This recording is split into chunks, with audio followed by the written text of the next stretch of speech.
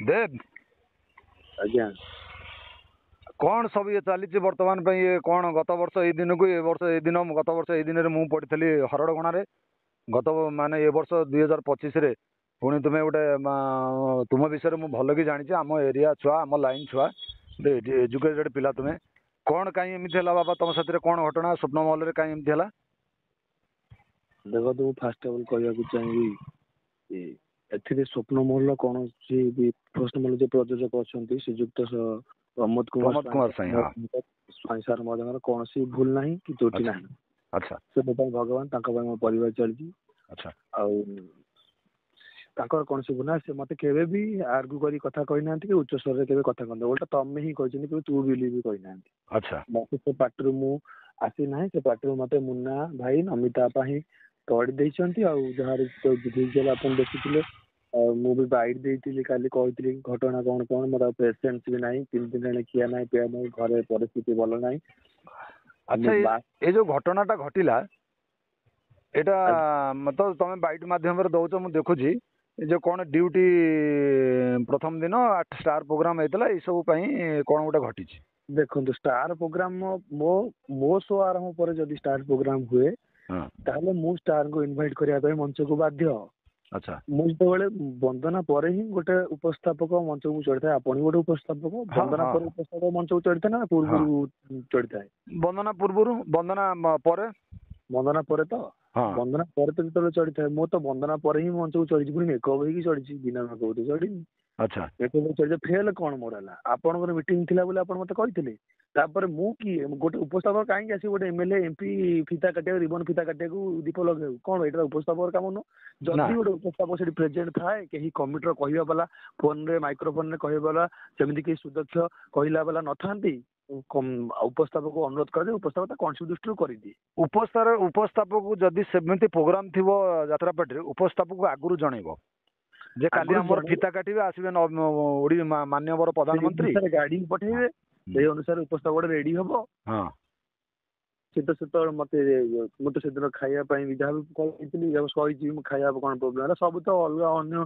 सब मीडिया रे मुझे किंतु जो जहाँ भी किसी प्रोब्लेम फेक्टा कौन फेक्टा कहीं एते राग कौन तुम पर मुझे जो भिजुआल देखुची से नमिता टोटल चप्पल फपल मारिया कौन बाहर तो मुना धक्का पकाउछि देखो आज्ञा मो ऊपर खाली राग ना आपण यात्रा जगत जिते भी राइटर डायरेक्टर जाइछन पाखक राइटर डायरेक्टर एक कथा कहवा आरंभ कर राइटर डायरेक्टर जो मैंने जाऊँगी पाखक टे फोन करके पचारतु प्रकृत से नमिता से माने नमिता से प्रति व्यवहार कौन ना सेटा तो सारा ओडिशा वर्तमान दर्शक कहते सेटा नहीं किंतु तुम प्रति एत जो मोटे रैंकिंग टाइप मो प्रति खाली कौन मो प्रति जी अत्याचार को सही पाइला सी रहा जी अत्याचार को न सही पाइला से घर को आइला से गोटे काली मुझे देखुली से जो बेंगलोर जो पिलाटी चैनल चलाऊँ यात्रार कहीं नुह कि गोटे चैनल चलाऊँ दर्शक हिसाब से गोटे रेकर्डिंग कर पठे नमितार मु कौन सोशल मीडिया मु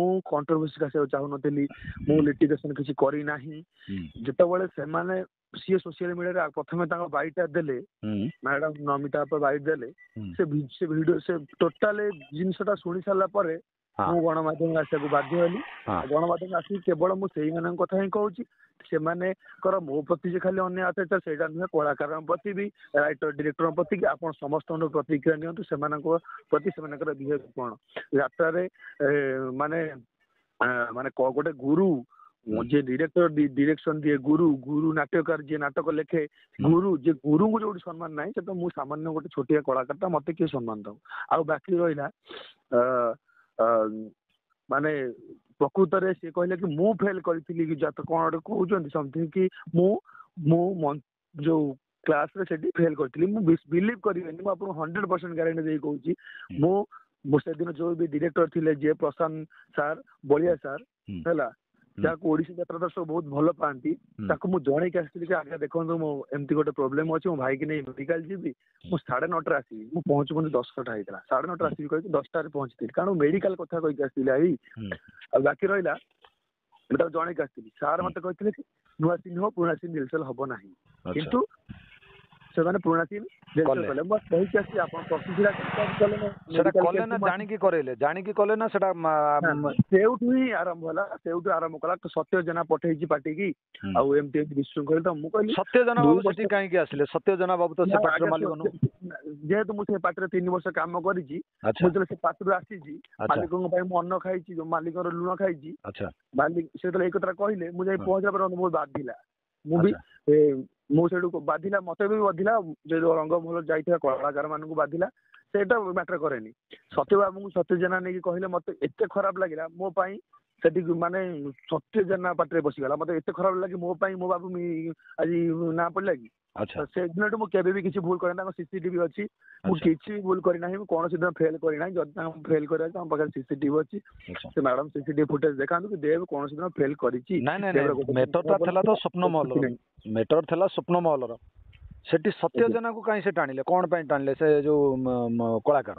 ନା ନା ଭାଇ ଦେଖନ୍ତୁ, ମୁଁ ଆପଣଙ୍କୁ କହୁଛି ସେମିତି କିଛି ଆପଣ ଭାବନ୍ତୁନି। ସତ୍ୟ ଜେନାକୁ ସେ ଟାଣୁ ନାହାନ୍ତି କି କିଛି ଟାଣୁନାହାନ୍ତି। ସେ ଖାଲି ମୋ ଉପରକୁ ଯେତେବେଳେ କଥା ଆସେ, ଅନ୍ୟମାନଙ୍କ ରଙ୍ଗମହଲ ଷ୍ଟାଫଙ୍କ କଥା ଆସେ, ସେ କହିଦିଅନ୍ତି ହଁ ବାବୁ ପଠେଇଛନ୍ତି ଆଉ ଏମିତି କରିଛନ୍ତି ସେମିତି କରିଛନ୍ତି। ସେ ତାଙ୍କର ଗୋଟେ କଣ ମୁଁ ଜାଣିନି ଆଉ। ହଁ ଭିତରିଆ ଗ୍ରଜ ଅଛି କି? ଏଇଟା ତ ଖୋଲା କଥା। ମୁଁ ବି କହୁଛି ସତ୍ୟ ବାବୁଙ୍କ ପ୍ରତି ତାଙ୍କର ଗୋଟେ ଭିତରିଆ କିଛି ଗ୍ରଜ ଅଛି। ନହେଲେ ସେଠି କାହିଁ ସେ ସ୍ୱପ୍ନ ମହଲ ପାର୍ଟିରେ ସତ୍ୟ ବାବୁଙ୍କ ନାଁ କଣ ପାଇଁ ଦରକାର? ଥାଇପାରେ ସେସବୁ ଭିତରେ ମୁଁ ଜାଣିନି। ମୋ ପାଇଁ ସତ୍ୟ ଜେନା ସାର୍ ମହୋଦୟ ଯେମିତି, ମୋ ପାଇଁ ପ୍ରମୋଦ କୁମାର ସ୍ୱାଇଁ ସାର୍ ମହୋଦୟ ବି ଠିକ ସେମିତି। ମୁଁ ସମସ୍ତଙ୍କୁ ସମ୍ମାନ କରେ, ସମସ୍ତଙ୍କୁ ଭଲ ପାଏ। ସେମାନେ ମୋ ପାଇଁ ଭଗବାନ। ମୁଁ ଏ ପର୍ଯ୍ୟନ୍ତ ସ୍ୱପ୍ନ ମହଲରେ ଏତେ ଘଟଣା ଘଟିଲାଣି, ତମକୁ ସ୍ୱପ୍ନ ମହଲର ପ୍ରଯୋଜକ ମହୋଦୟ କାଳିଆ ବାବୁ କିଛି ଏପର୍ଯ୍ୟନ୍ତ କହିଲେଣି କି? ନା ମତେ ସେ କିଛି ଫୋନ କରିନାହାନ୍ତି। ସ୍ୱପ୍ନ ମହଲ ପରିବାର ତରଫରୁ ମତେ କିଛି ବି ଫୋନ ଆସିନାହିଁ। ତମେ ଯେତେବେଳେ ସେଠୁ ଛାଡିକି ଆସିଲ, ତମକୁ ସେ ଯୋଉ କହୁଛ ବିଦା କଲେ ବୋଲି, ତମେ ମାଲିକକୁ ଜଣେଇଥିଲ କି? ହଁ ବାବୁଙ୍କୁ କହିଥିଲି, ବାବୁ ଏମିତି ଏମିତି କଥା, ମତେ ସେଠି ଏମାନଙ୍କ ବ୍ୟବହାର କଲା, ମୁଁ ମାଡ଼ ଖାଇଲି, ଧକ୍କା ଖାଇଲି, ମାଡ଼ ଖାଇଲି। ଆଉ ମାଡ଼ ଖାଇ ପଡି ରହିଥାନ୍ତି? ବାବୁ କଣ କହିଲେ? ବାବୁ କହିଲେ ବୁଝୁଛି, କିନ୍ତୁ ସନ୍ଧ୍ୟାବେଳେ ପର୍ଯ୍ୟନ୍ତ କାହାର ବି କଲ୍ ଆସିଲା ନାହିଁ ମତେ। ଆଚ୍ଛା, ତା ବର୍ତ୍ତମାନ ପାଇଁ ଏଇ ଯୋଉ ଦରାତ୍ମକ, ତମେ ତ ସେଠି ସ୍ୱପ୍ନ ମହଲ ବାହାରିଲା ମାସେ ନା କେତେ ହେଲା? ମାସେ ଉପରେ ହେଲାଣି, 1.5 ମାସ ହେଇଗଲାଣି। 1.5 ମାସ ଭିତରେ ତମେ ସେମିତି କିଛି ଆକ୍ଷେପ କଲା ଭଳି ଜିନିଷ କିମ୍ବା ଟର୍ଚର ହେଲା ଭଳି ଜିନିଷ କିଛି ଅନୁଭବ କରୁଥିଲ କି? ମୁଁ ସବୁ କିଛି ବାଇଟ୍ ରେ କହିଛି। ଆପଣ ଅନ୍ୟ ବାଇଟ୍ ଦେଖନ୍ତୁ, ଯୋଉ ମିଡିଆରେ ମୁଁ ଦେଇଛି। ପ୍ରତ୍ୟେକ ଦିନ ଯୋଉ କଳାକାର ଆର୍ଟିଷ୍ଟ ପାର୍ଟ ଫଟୋ ବାହାରିଲାନି ଗେଟ ରେ, ଅମକ ହେଲାନି, ସବୁ କଥା କହିଛ। ଏଇଟା ମୁଁ ଗୋଟେ ବଡ ଭାଇ ହିସାବରେ ପଡୁଛି ଆଙ୍କର, କାରଣ ଯେହେତୁ ଆମେ ହେଲେ ଏଙ୍କର। ତୁମେ କାଲି ନୂଆ ଏଙ୍କର ହେଇପାର, ମୁଁ ପୁରୁଣା ଏଙ୍କର ହେଇପାରେ, କିନ୍ତୁ ଆମେ ହେଲେ ଗୋଟିଏ ଭାଇ। ମୁଁ ଏତିକି ପଚାରୁଛି, ଆମର ୟାଙ୍କର ଜଗତରେ କିଛି କଳାକାର ମାନଙ୍କର ଦେହ ସହୁନି କି? କୋଳରେ ୟାଙ୍କର ଗୋଟେ ଅଭିନୟ କରିକି ହିରୋ ହେଇଯିବ କାଳେ? ହେଇଥିବ, ମୁଁ କହିପାରିବି ନା। ଏଇଟା ସେମିତି ଲାଗୁଛି ତୁମକୁ? ସେଠି ଗୋଟେ ତୁମକୁ ସେଠି ପାର୍ଟ ଗୋଟେ ଦେଲେ ନାହିଁ? ତୁମେ ରଙ୍ଗମହଲରେ ବଢିଆ ପାର୍ଟ କରୁଥିଲ, ମୁଁ ଦେଖିଛି। କ୍ଲିୟର କଟ କଥା କହିଦଉଛି, ସ୍ୱପ୍ନମହଲ ପାର୍ଟିର ଲିଡ୍ ହିରୋ ହଉଛନ୍ତି ମୁନା ଭାଇ। ଆଚ୍ଛା। ଏବଂ ତାଙ୍କ ପରେ ଅଛନ୍ତି ଦୀପୁ ଭାଇ, ତାଙ୍କ ପରେ ଅଛନ୍ତି ସଞ୍ଜୟ ଭାଇ। ଆଚ୍ଛା। ସଞ୍ଜୟ ଭାଇ ପରେ ଅଛି ମୁଁ। ଆଚ୍ଛା। ହେଲା 3 ନମ୍ବର 4 ନମ୍ବର ପାଖାପାଖି। 3 ନମ୍ବର 4 ନମ୍ବର। ଆଉ ନେଗେଟିଭ ରେ ରହିଲେ ମିଲନ ଭାଇ, ଶୁଭେନ୍ଦୁ ଭାଇ। ଆଉ ଏଇ ହେଲା କଥା। ଟୋକା କହିବାକୁ ଗଲେ କିଏ? ସ୍ୱପ୍ନମହଲ ଟୋକା କାହିଁ? ଟୋକା ଅଭିନେତା କିଏ? ବର୍ତ୍ତମାନ ଛିଡା କରିଦେଲେ ତମକୁ ଚକୋଲେଟ କହିବେ ମତେ, ଆଉ ସଞ୍ଜୟ ଭାଇ। ସଞ୍ଜୟକୁ ହଁ ଚକୋଲେଟ କହିବେ। ତାଙ୍କର କଣ ସେ ସବୁ ଥାଇପାରେ, ମୁଁ ସେଟା କହିପାରିବିନି। କିନ୍ତୁ ନାଇଁ, ଆଜି ମୁଁ କହୁନି ଏ କଥା, ମାନେ କାହାକୁ କୋଉଠି ଭଗବାନ ନେଇ କେତେବେଳେ ପହଞ୍ଚାଏ। ଆଜି ବି ମନୋଜ ନାୟକ ଥିଲେ ଅଭିନେତା, ସିଏ ବି ଆଜି ପରିଚାଳକ। ଯଦି ମୁନା ବାବୁ ଅଭିନୟ ତ ତାଙ୍କର ସାରା ଓଡିଶା ଦର୍ଶକ ଦେଖନ୍ତି, ତାଙ୍କୁ ବି କୋଉ ଜାଗାରେ ଦର୍ଶକ ରଖିଛନ୍ତି ସେଇଟା ସେ ନିଜେ ଜାଣିଛନ୍ତି। ଆଜି ଯଦି ସେ ଜଣେ ପରିଚାଳକ ହେଲେ, କୌଣସି ବାବଦରେ ମାଲିକ ପାଖରେ ଗୋଟେ ନିଜର ହେଇକି ଗୋଟେ ଯାତ୍ରା ପାର୍ଟି ବୁଝିଲେ, ମୋ କହିବା କଥା ଦେଖନ୍ତୁ, ମୁଁ ବେଶୀ କିଛି କଥା କହିବାକୁ ଚାହୁଁନି। ଆପଣ କର୍ମଚାରୀ, ମୁଁ କର୍ମଚାରୀ। ଆପଣ ଜଣେ କର୍ମଚାରୀ ହେଇକି ଆପଣ ମାଲିକ ହେଲେ କାହିଁକି? ମାଲିକ ହେଇକି ମତେ ହାତ ମାରିଲେ। ଆଉ ଜଣେ ମ୍ୟାଡାମ ହଉଛନ୍ତି ନମିତା ମ୍ୟାଡାମ, ସିଏ ବି ଜଣେ କର୍ମଚାରୀ ହେଇକି ତୃତୀୟ ପର୍ସନ, ସେମାନେ ତୃତୀୟ ପର୍ସନ। ନବ ଭାଇ ଜଣେ କ୍ୟାସିୟର ହେଇକି ମଧ୍ୟ, ମ୍ୟାନେଜର ତ ନୁହଁ, କ୍ୟାସିୟର ହେଇକି ମୋ କଲର ଧରି ମତେ ଭାଷା କହିଲେ। ମୋର ଯୋଉ ସମ୍ମାନଟା ଯାଇଛି, ସେ ସମ୍ମାନଟା ମତେ ଫେରେଇ ଦିଅନ୍ତୁ। ଏତିକି ଗୋଟିଏ କଥା। ଆଉ ଖାଲି ମତେ ନୁହଁ, ଓଡିଶା ଯୋଉ କଳାକାର ମାନେ, ଓଡିଶାର ଯୋଉ କଳାକାର ମାନେ ଆପଣଙ୍କ ପାଖରେ କାମ କରିଛନ୍ତି, ଆପଣ ସେମାନଙ୍କୁ ଟିକେ ସମ୍ମାନ ଦିଅନ୍ତୁ। ଆଉ ଯୋଉ ଗୁରୁଙ୍କ ପାଇଁ ଆପଣ ଯୋଉ ଗୁରୁଙ୍କ ଲେଖାରେ ଏବଂ ଯୋଉ ଗୁରୁଙ୍କ ନିର୍ଦ୍ଦେଶନାରେ ଆପଣ ହାଇଲାଇଟ ହୁଅନ୍ତି, ଆପଣ ନିଜକୁ ଗୋଟେ ନମ୍ବର 1 ହିରୋଇନ ବୋଲାନ୍ତି, ସେ ଗୁରୁଙ୍କୁ ଟିକେ ସମ୍ମାନ କରନ୍ତୁ। ସେ ନମ୍ବର 1 ଟା ଏବେ ନାହିଁ ଆଉ। ଆଉ ହିରୋଇନ ପାଇଁ ବା ବୟସ ନାହିଁ। ଗୁରୁ ନିନ୍ଦା ନରକେ ବାସ, ଗୁରୁକୁ ଯିଏ ନିନ୍ଦା କରେ ସେ ନରକରେ ପଡେ। ଆପଣ ଗୋଟେ କଥା କହି ରଖୁଛି, ରାଇଟର ଡିରେକ୍ଟର ମାନଙ୍କୁ ତାକୁ ଭଲ ବ୍ୟବହାର କରିବାକୁ କୁହନ୍ତୁ। ଯଦି ତମେ ଓଡିଶାର ନମ୍ବର 1 ହିରୋଇନ କହି ବୁଲୁଛ, ତାହେଲେ ଓଡିଶାରେ ଗୁରୁଙ୍କୁ ପ୍ରଥମେ ସମ୍ମାନ କରନ୍ତୁ। ଆଉ ଯଦି ମୁଁ ଭୁଲ କରୁଛି, ଆପଣ ସବୁ ଗୁରୁ ମାନଙ୍କଠୁ ବାଇଟ୍ ନିଅନ୍ତୁ, ସେମାନଙ୍କୁ କେମିତି ବ୍ୟବହାର କରେ। ଆଉ ବାକି ରହିଲା, ମୁଁ ଗୋଟେ ଦିନ କୋଉ ଦିନ ଆଖେଡା ଘରେ ଫେଲ କରିଥିଲି, ମୁଁ ତ ବଳିଆ ସାରଙ୍କୁ ମୁଁ କହିଲି, ମୁଁ ତ କହୁଛି ମୁଁ ବଳିଆ ସାରଙ୍କର ପ୍ରିୟ ଛାତ୍ର। ବଳିଆ ସାରଙ୍କ ଘର ପାଖରେ ବଳିଆ ସାରଙ୍କ ଘର ପାଖରେ ମୋ ଘର। ବଳିଆ ସାର ମତେ ବହୁତ ହି ଭଲ ପାଆନ୍ତି। ମୁଁ ସାରଙ୍କୁ କହିକି ହିଁ 1 ଘଣ୍ଟା ଲେଟ୍ରେ ଯାଇଥିଲି ମେଡିକାଲ ପ୍ରୋବ୍ଲେମ ପାଇଁ। ଆଚ୍ଛା, ମୋ ପାଇଁ ତ ସେଦିନ ଗୋଟିଏ 30 ମିନିଟ୍ ଲେଟ୍ ପାଇଁ ଆପଣ ଏତେ ବଡ ତାଣ୍ଡବ କରିଦେଇଥିଲେ। ଆଜି ସୋସିଆଲ ମିଡିଆରେ ପୁରା ଛାତି ପିଟି କହୁଛନ୍ତି। ଆପଣ ପାଇଁ କେତେ ଥର ରିହର୍ସାଲ ବନ୍ଦ ହେଇଛି, ଆପଣ କେତେ ଥର କ୍ଲାସକୁ ଲେଟ୍ରେ ଆସନ୍ତି। ଆପଣ ସେ ତାର କୈଫଟଟା ଦେଖେଇବେ। ସିସିଟିଭିରେ 24ଟା ଆପଣଙ୍କ ଫୋନ ଯୋଉ ସ୍ୱପ୍ନ ମହଲରେ ଯେତିକି ସିସିଟିଭି ଲାଗିଛି, ସିସିଟିଭି ଫୁଟେଜରୁ ସେ ଆଖାଡାଙ୍କର ଭିଜୁଆଲ ବି କାଢନ୍ତୁ। ଆପଣ ଦେଖିବେ କି କୋଉ ଦିନ କେତେ ସମୟରେ କ୍ଲାସ ହେଇଛି। ଆଚ୍ଛା, କିଏ ଉପସ୍ଥିତ ଅଛି କିଏ ନାହିଁ। ଦେନ୍ ଆଚ୍ଛା, ତାଙ୍କ ଦରମା ତମ ମାନସିକ ପରିସ୍ଥିତି ଭଲ ନାହିଁ। ଓକେ ଗୋଟେ ଗରିବ ଘରର ପିଲା। ମୋ ପରିବାର ଭାଙ୍ଗି ଯାଇଛି, ମୋ ପରିବାର ଉଜୁଡି ଯାଇଛି। ମୁଁ ଖଟିଲେ ମୋ ଘରେ ଚୁଲି ବ୍ୟସ୍ତ ହୁଅନି, ଭଗବାନ ଅଛନ୍ତି ଦୁନିଆରେ। କେହି ନଦେଲେ ଗୋଟେ ଜଗନ୍ନାଥ ଅଛନ୍ତି। ମୁଁ ବି ସ୍ୱତନ୍ତ୍ର ପ୍ରମାଣ ପାଉଛି ବର୍ଷ ହେଲାଣି, ମୋ ପାଇଁ ଠାକୁର ଅଛନ୍ତି। ତୁମେ ବ୍ୟସ୍ତ ହୁଅନି। ମୋ ଘରେ ଚୁଲି ଜଳେ। ମୋ ବାପା ନାହାନ୍ତି, ମୋର ଗୋଟେ ବୁଢୀ ମାଟେ ହେଲା। ମୁଁ କେମିତି କଣ କରିକି ମୋ ପରିବାରକୁ ଚଳେଇବି, ସେ ବୋଝ ମୋ ଉପରେ ଅଛି। ଏସବୁ ଲିଟିଗେସନ ଭିତରୁ ମୁଁ ଆସିବାକୁ ଚାହୁଁନଥିଲି। ମତେ ବହୁତ ଖରାପ ଲାଗୁଛି ଏଇସବୁ ଜିନିଷ। ସେମାନେ ପ୍ରଥମେ ମାନେ ଗୋଟେ କଣ୍ଟ୍ରୋଭର୍ସି ଭିତରୁ କାହା ଗୋଟେ ସୋସିଆଲ ମିଡିଆରେ କିଏ ଫୋନ କଲା, ସେ ରେକର୍ଡିଂ କରି ପକେଇଲେ। ମୁଁ ତ ସେ ପର୍ଯ୍ୟନ୍ତ ବି ଚୁପ୍ ଥିଲି। ମୁଁ କଳାକାର ସଂଘ ମାଲିକ ସଂଘ ଜଣେଇବି ଚୁପ୍ ଥିଲି। କଣ ପାଇଁ ଆପଣ ଭିଜୁଆଲ ନାଇଁ, ସେ ଯୋଉ ରେକର୍ଡିଂଟା କରିଛନ୍ତି ନମିତା ମ୍ୟାଡମକୁ ଯୋଉ ପଚରା ହଉଛି, ସେ ବେଙ୍ଗଲୋର ପିଲାଟି ପଚାରୁ, ସେ ରେକର୍ଡିଂଟା ଗୋଟେ ସୁପରିକଳ୍ପିତ ରେକର୍ଡିଂ ହେଇଛି। ସେଇଟା ଗୋଟେ ସପୋର୍ଟିଂ ରେକର୍ଡିଂ ହେଇଛି। ଏଇଟା ଜଣେଇକି ରେକର୍ଡିଂ କରାଯାଇଛି ହେଲା କି। କିନ୍ତୁ ମୁଁ ତୁମକୁ ଜଣେଇ ନଥିଲି ଦେବ, ସତ କଥା କହୁଛି ମୋ ସାନ ଭାଇ। ଏଇଟା ମୁଁ ତମ ସାଥିରେ କଥା ହଉଥିଲି, ମୁଁ ବି କହିଦଉଛି ଲାଷ୍ଟକୁ, ଏଇଟା ରେକର୍ଡିଂ କରିଛି। ରେକର୍ଡିଂ କରିଛନ୍ତି। ମୁଁ ତ କାଲି ମିଡିଆ ଆଗରେ ହିଁ ବାଇଟ୍ ଦେଇଛି। କାରଣ ତାଙ୍କ ସେ ଯୋଉ ଭିଡିଓ ଯୋଉ ଅଡିଓ କ୍ଲିପଟା ଭାଇରାଲ ପରେ ହିଁ ମୁଁ ମିଡିଆ ଆଗରେ ଛିଡା ହେଇଥିଲେ ବାଇଟ୍ ଦେଇଛି। ଆପଣ ମୋର ରେକର୍ଡିଂ କଲେ ବି କିଛି ଯାଏ ଆସେ ନାହିଁ, ନ କଲେ ବି କିଛି ଆସେ ନାହିଁ। କେବଳ ମୋର ଗୋଟିଏ କଥା, ମୋର ଯୋଉ ସମ୍ମାନ ଯାଇଛି ମତେ ଫେରେଇ ଦିଅନ୍ତୁ। ମୋ ପରିବାର କେମିତି ଚଳିବ? ମୁଁ ଏଇନା କରିବି କଣ? ମତେ ଘରକୁ ଆପଣ ବାଡେଇକି ବିଦା କରିଦେଲେ। ନିଶ୍ଚିନ୍ତ ଭଗବାନଙ୍କ ଉପରେ ଭରସା ରଖ। ଆପଣ ମତେ ଖାଇବାକୁ ଦେଇଥିଲେ, ଆପଣଙ୍କ ପରିବାର ଚଳୁଛନ୍ତି। ମତେ ମାଲିକ କହିଥାନ୍ତା, ମାଲିକ ଆସିବା ପର୍ଯ୍ୟନ୍ତ ଅପେକ୍ଷା କରିଥାନ୍ତ। ଆପଣ କଣ କହିଲେ, ମାଲିକ ଆସୁ କଣ ଆପଣ ବାଟଳ ଭଳିଆ? ମାଲିକ ଆସନ୍ତୁ କହିଲେନି। ନାଇଁ, ସେ ଯୋଉ ଟାଇପର ତ କହୁଛନ୍ତି ମାଲିକ ଆସୁ, ମାଲିକ ତା ବାଟର ଭଳିଆ ଜଣା ପଡୁଛି ହେଲା।